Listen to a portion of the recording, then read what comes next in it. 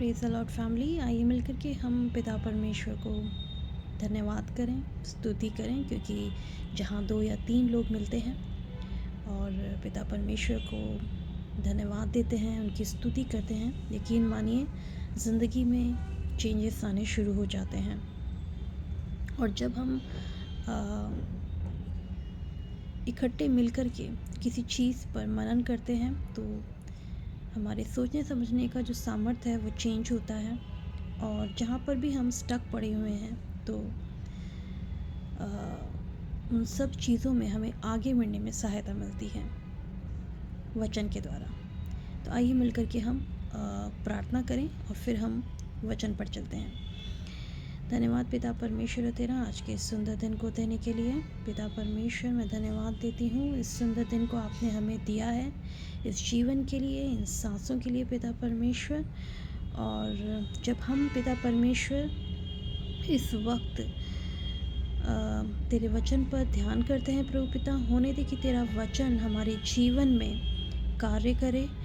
और पिता परमेश्वर जहाँ पर भी हम ज़िंदगी के जिस भी एरिया में स्टक पड़े हुए हैं, तेरा वचन प्रभु पिता परमेश्वर वहाँ पे हमें जीवंत करे पिता परमेश्वर, वहाँ पे ज़िंदगी हो पिता परमेश्वर। पवित्र आत्मा के द्वारा उस जगह को तू आशीषित कर और ब्लेस कर उस एरिया को प्रभु पिता, जहाँ पर अंधकार है वहाँ पर तू अपनी ज्योति फैला। और होने दे पिता परमेश्वर की उस एरिया में प्रभु पिता परमेश्वर मूवमेंट आने पाए। जब भी जिस भी वक्त मेरे भाई बहन इस मैसेज को सुनते हैं प्रभु पिता, तो उनके कानों को और आँखों को खोल पिता परमेश्वर, उनकी आत्मिक आँखें, उनकी आत्मिक कान, उनका हृदय खुलने पाए, तेरे वचन को ग्रहण करने पाए और बहुत सफल प्रभु पिता मेरे और उनके जीवन में आने पाए। इस प्रार्थना को मैं अपने प्यारे प्रभु यीशु मसीह नासरी के नाम से मांगती हूँ, इसे सुन और स्वर्गराज में ग्रहण कर, आमीन। आज का जो वचन है बहुत ही पावरफुल है, बहुत ही ज़्यादा। मत्ती का 25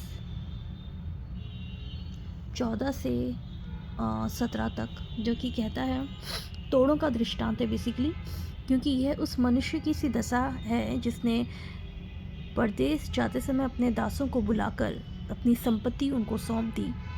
उसने एक को 5 तोड़े, दूसरे को 2 और तीसरे को 1, अर्थात हर एक को उसकी सामर्थ्य के अनुसार दिया और तब परदेश चला गया। तब जिसको 5 तोड़े मिले थे उसने तुरंत जाकर उनसे लेन देन किया और 5 तोड़े और कमाए।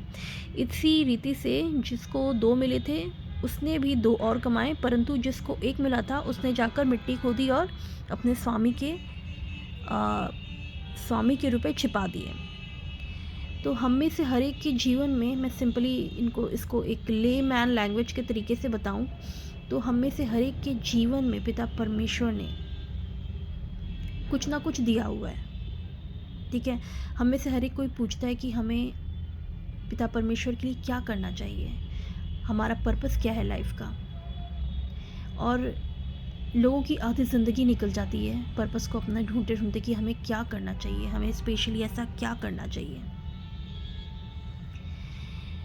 सबसे पहली तो ये चीज़ है कि हमें बाहर निकलने की ऐसी बहुत बड़ी ज़रूरत नहीं है। सबसे पहले हमें अपने दिल को जांचना है। सबसे पहला स्टेप आपका ये रहना चाहिए कि आपका पहला स्टेप ये है कि आप पिता परमेश्वर आपकी ज़िंदगी में क्या मायने रखते हैं। सबसे पहला स्थान, आप क्या समझते हैं कि पिता परमेश्वर क्या है आपकी ज़िंदगी में। आप बेटे हैं, बेटी हैं पिता परमेश्वर के, उस नज़रिए से अब आप ये सोचिए कि अब मेरे को सेकंड स्टेप क्या करना है। पिता परमेश्वर ने आपको क्या दिया है। पिता परमेश्वर कभी भी आपको ऐसी कोई चीज़ करने के लिए नहीं बोलेगा जो चीज़ आपके पास नहीं है ना। तो बहुत ज़रूरी है कि हमें इस बात को समझना है कि हम में से हर एक के पास पिता परमेश्वर ने गिफ्ट दिया है, टैलेंट दिया है, जो कि बहुत ज़रूरी है कि हम उसे यूज़ करें। जैसे कि मैं पेंटिंग करती हूँ, ड्राइंग करती हूँ, और कई लोग हैं जो अच्छा गाना गाते हैं, अच्छे गाने लिखते हैं, है ना, अच्छा कम्युनिकेशन है उनका। और कम्युनिकेशन भी ऐसा कि मतलब आप किसी के कोई अगर पीड़ा में है, कोई अगर दुख दर्द में है, तो एक बात करना भी एक आर्ट है, एक कला है। खाना बनाना, है ना, उस खाना बनाने को आप पिता परमेश्वर के भवन में आप कार्य कर सकते हैं। आप हर जो भी इंसान, जितना भी, जिसके पास जो भी चीज़ है, जो भी अपनी लाइफ में कर रहा है, टीचर है, डॉक्टर है, इंजीनियर है, वो अपने प्रोफेशन के द्वारा ही पिता परमेश्वर को ग्लोरीफाई कर सकता है, स्तुति कर सकता है। पहले स्टेप में आपको कोई बहुत बड़ा कदम करने की ज़रूरत नहीं है। आप अपना बेसिक स्टार्ट कीजिए, आप अपने घर से स्टार्ट कीजिए, है ना। और अपने पर्पस को, जो आपको अच्छा लगता है, जो पिता परमेश्वर ने आपको गिफ्ट दिया है, कुकिंग, डांसिंग, सिंगिंग, हर किसी के पास हर चीज़ नहीं दी है पिता परमेश्वर ने। जाकर के आप हर जगह, आपका जो ज़िंदगी है ना, वो एक टेस्टिमनी है। आपकी ज़िंदगी से ग्लोरीफाई होना चाहिए पिता परमेश्वर। दूर से दिखना चाहिए कि हाँ, कि इसके अंदर यीशु रहता है। आपका जीवन जो है ना, वो यीशु की सदृश होना चाहिए, यीशु होना चाहिए आपके जीवन में बेसिकली। और जब आपके अंदर यीशु होता है ना, तो आपको कुछ करने की ज़रूरत नहीं है, पवित्र आत्मा खुद ब खुद कार्य करवाता है। लेकिन आपको ज़रूरत है कि वो पहला स्टेप, जो भी आपके अंदर जो पिता परमेश्वर ने टैलेंट दिया है ना, जो भी दिया है, 5 तोड़ा, 2 तोड़ा, 3 तोड़ा, किसी के पास हो सकता है कुकिंग के साथ साथ वो गाने अच्छे गाता है, तबला अच्छा बजाता है ना, सेवा अच्छी करता है, कम्युनिकेशन अच्छा है, काउंसिल अच्छी कर सकता है, आई मीन कुछ भी हो सकता है। तो उसको आप परमेश्वर की सर्विस में यूज़ कीजिए, जो भी आपके पास है, जैसा भी है ना। तो आप इसे ये मत समझिए कि क्या है मेरे पास और मैं क्या कर सकता हूँ। परमेश्वर पिता ने आपके अंदर वो ऑलरेडी डाला हुआ है। आपको ज़रूरत है कि आप पवित्र आत्मा से मदद लें, और आपके अंदर जो आपको करना अच्छा लगता है, और जो पिता परमेश्वर ने ऑलरेडी आपको दिया हुआ है, आपके अंदर ऑलरेडी आपको भेजा हुआ है, ऑलरेडी आपके अंदर फिल किया हुआ है, उन सब चीज़ों को आप पिता परमेश्वर की राज्य में यूज़ कर सकते हैं। आप किसी के साथ अपने आप को कंपैरिजन मत कीजिए कि भैया वो तो बहुत अच्छा गाता है, भाई वो तो बहुत अच्छा इंस्ट्रूमेंट बजाती है, या वो तो बहुत अच्छा प्रचार करता है। किसी के साथ आपको कंपैरिजन करने की ज़रूरत नहीं है। परमेश्वर पिता ने हम में से हर एक जने को जो है अपने तरीके से बनाया है, और आप मास्टरपीस हैं। इस बात को आप हमेशा याद रखिए। आप पिता परमेश्वर के ने खुद आपको बनाया है, और आप एक मास्टरपीस हैं। जो चीज़ें आपको किसी के अंदर की पसंद है, आप उससे एनकरेज हो सकते हैं, आप उनसे इंस्पिरेशन ले सकते हैं, क्योंकि पिता परमेश्वर ने हमें बोला है कि हमें एक दूसरे से इंस्पायर्ड होना है, एनकरेज होना है, ना कि एक दूसरे से जलन रखनी है।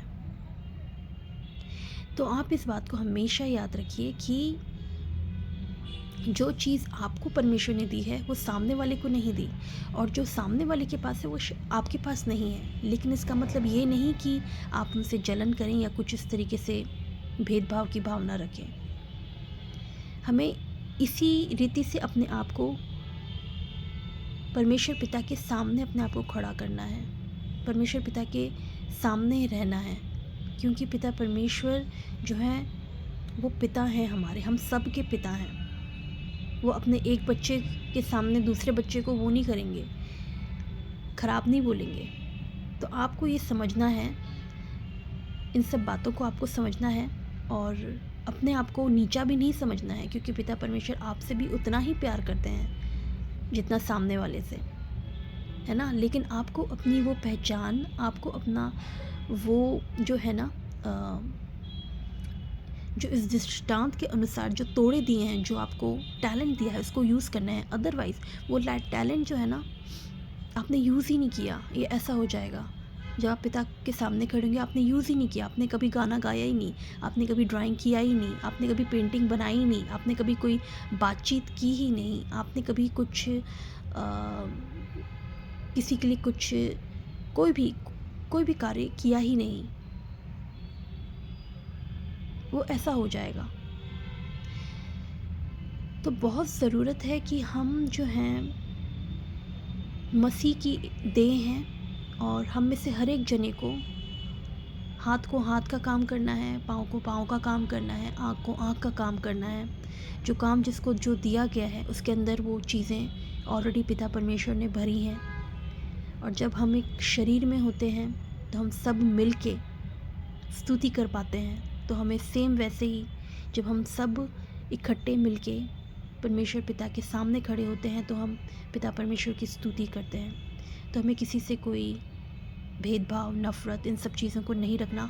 आपको अपने में बढ़ना है, अपने को जो है ना बेस्ट बनना है, अपना बेस्ट वर्जन बनना है। किसी के साथ कोई कंपटीशन नहीं है आपका। आपको रोज़ निखरना है, और आपको इतना निखरना है कि आप ग्लोरीफाई करें। आपके जीवन से जो है ना लोग इनकरेज हों और ग्लोरीफाई, पिता परमेश्वर ग्लोरीफाई हो। आई होप कि मैं आपको समझा पाई होंगी जो इस तोड़े से मैं समझती हूँ, और मैंने सोचा कि मैं आपके साथ भी सेम जो मैं फ़ील करती हूँ इस दृष्टांत को मैं जब भी पढ़ती हूँ मुझे बहुत अच्छा लगता है दृष्टांत। आई होप कि मैं आपको समझा पाई होंगी इस दृष्टांत से कि हमें किस तरीके से अपने स्किल को, अपने टैलेंट को यूज़ करना चाहिए। चलिए मैं मिलती हूँ आपको मेरे नेक्स्ट वीडियो में।